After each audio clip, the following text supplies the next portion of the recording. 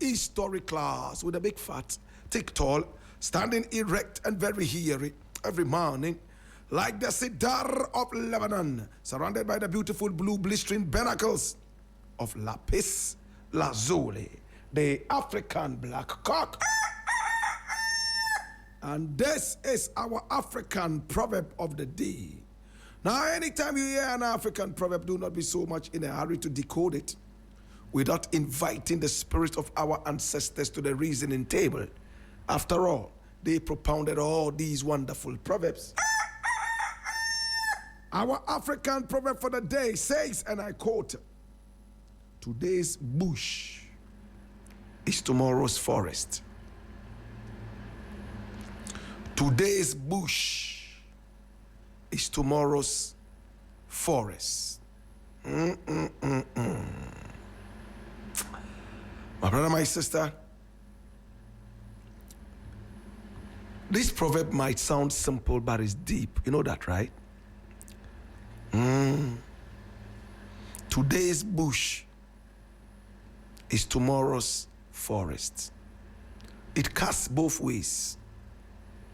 A stitch in time saves 9. Many people repeat this without really understanding what it is.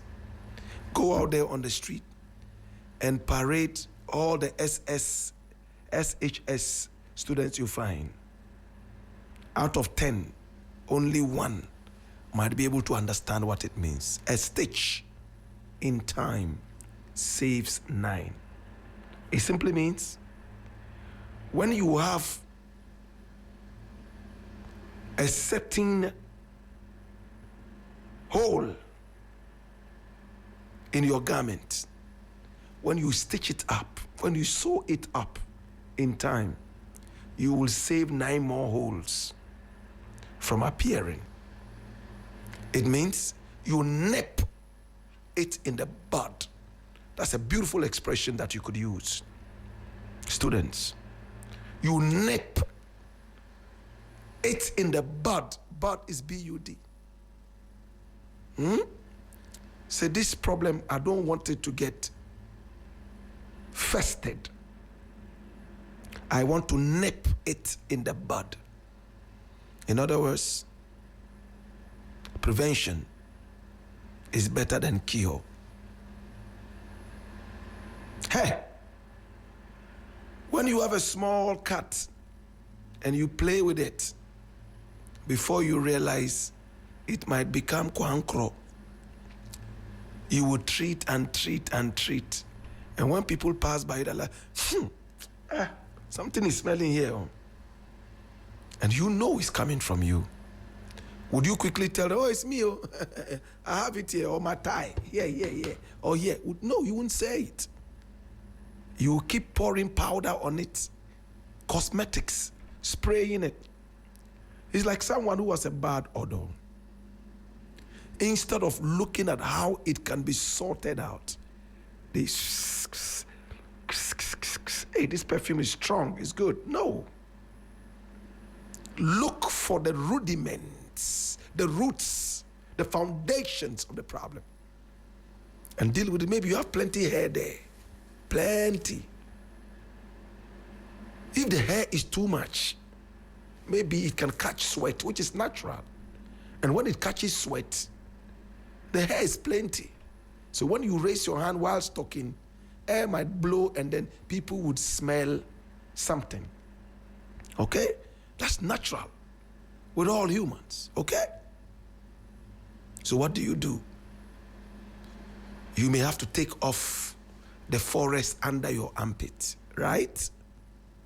And then you could use some lime there before you take your shower, and then you smell like fruits. Beautiful smell. Oh my God. Nice, isn't it? Now let's leave out some of these personal things and go into more serious things. Now, you have a company. First year you lose 100 Ghana cedis. Instead of looking at how you lost the 100 cedis and sealing up the loopholes, say, oh, but this is just small. Before you realize you are losing millions. Correct? My brother, my sister, let's look at the other side of the proverb. In fact, it also encourages saving. The biggest ocean you ever see is made up of trickles of water.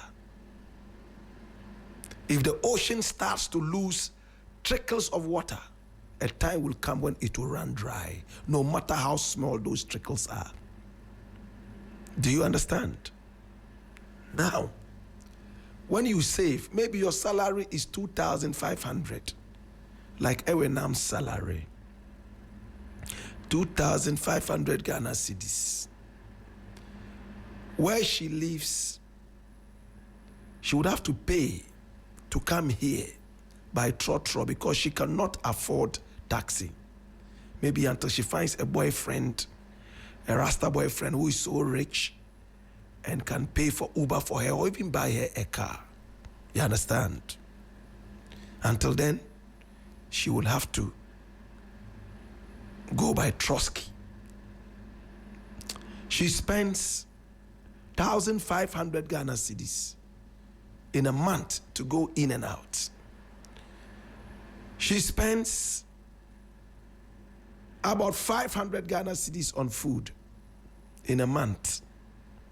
She slept with 500 Ghana cedis to buy other things that she needs. Even if she saves 10 cedis a month in a year, she would be able to keep money. Before you realize, she's the owner of a certain bank, Ewenam's International Bank. And that bank was built from the little trickles that she saved. No man or woman who has the character of saving is ever broke. Never. When you develop that discipline of saving, and it's not only money you can save, you can also save your time. Hey, you'll be shocked what it will become. Look, rich people and their children, sometimes they are so careless, they run to well-planned poor people like Ewenam, who can save 10 cedis every month. Oh, please, I want to borrow 100 cedis from you. I'll pay tomorrow. This is a rich person, oh? But he has realized that Ewenam is able to save out of discipline. When they go out there to eat, they eat pizza. They eat all those things. At the end of the day, excuse my language, the destination is the WC.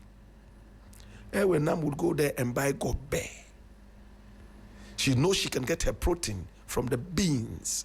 Then she adds a little bit of fish on it because she's not vegetarian like me. Okay? Then she would add a bit of plantain. She would eat and drink water and come and you see her fresh and bubbly. You have finished eating your pizza. It took so much money to buy that. She saved some money wisely. You run to her, you want 1 penny. Sometimes when I see the salary some people receive and they are able to take care of 6, 7, 8 children, they become a case study for me. I sit them down and I ask them out of respect and not disrespect, how do you manage? Somebody's salary is 3,000 Ghana cedis. He travels all the way from his house to this place. Paying Trotsky every month, he pays like 2,000 Ghana cedis. Ish. Me, I sit in an Uber every day, in and out. At the end of the month, I pay 10,000 Ghana cedis. But we both arrive at work. Sometimes, this guy even arrives earlier than me. So what's the importance? Is it the packaging or the branding? Think about it. Cut out all the excesses. Use your brain. Don't give yourself social media pressure. Oh, once you are working at Media General, you must have a car because Black Rasta drives 4 different cars. His producer drives 6 different cars. Michael Obodu has 18 different cars. Hey, Lois Kisiedu has an electric car which she bought for 200,000 American dollars. Because of that, you must kill yourself and buy a car.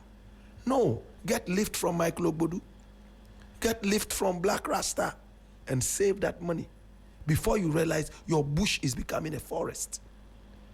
They will see you later and go like, Ewenam, you be that. They will come looking for a job at Ewenam International Bank. Then they say, oh, thank you. They want to save their money. There are millions in your bank. They say, oh, the CEO is around. You may have to say hi. Then you look at the CEO. You are looking at the guy who was driving the 6 different cars. And you were going by Trotsky. You saved your bush to become a forest. They cleared their forest and they are now grass, bush. Think about it. This is the African proverb of the day. Me, Black Rasta, I don't know how to save. I've never known how to save because I come from a rich home. My father used to blast us with money, but with discipline. When you return home, you would have to account. How did you spend the money? His problem would not be what you spent, how you spent it, and why you spent it. So though we had the money, we were careful spending it. And if you are careful spending it, you naturally will save, isn't it? Naturally. Because you will go home and tell your father, I bought 5 yogurts for my friends. How important are they in your life? Oh, we haven't met in a long while. Okay, that is okay. But next time, don't blow money like that. Now, I save like I'm mad. You know why I'm saving? Because I just realized the other day that I'm 51. I have children who are growing. Every month say, Dada, Dada, Dada, Dada. Eesh. Small boy, all of a sudden, you are Dada, Dada. And when I get home, the last 2, Dada, Dada, what did you bring? Dada, Dada, Dada, what did you say? Yeah. The kind of work I do too is dangerous. Somebody could just squeeze my neck and finish me up. What are they going to fall on? Will they go out on the streets and beg? Or would they have to fall on the benevolence of people that are new? They might be insulted. Your father was careless. He was speaking nonsense on radio and he thought he was somebody. Today, Muna say, tin say down. In my grave, it will pain me. So I decided to save things that I used to do for free. Right now, I'll ask you for a little token. Oh, Black, they have some party. Pass through. Me too, I go drive, vroom, and burn 200 Ghana cedis of fuel and go and sit down. Oh, my friend be Black Rasta. Then they clap. Then you, vroom, drive away home again, 200 Ghana cedis fuel. Nothing. Right now, if you invite me, say, yeah, I go come. But Charlie, you need to take care of my fuel, you know, and you should have some hamper for me. Oh, yeah, why not? Then when I arrive there, at least they give me some 20,000 cedis. It can deal with my fuel, and I can come and buy Ewenam some gobe and fish. Because anytime I come here, she's always asking me for lunch. One day, if I'm not able to give her lunch, she might wonder and say I'm broke. Think about it, my brother. On a more serious note, develop a habit of saving. That is why the banks are there. The secret of great men was in saving, discipline. I leave it here.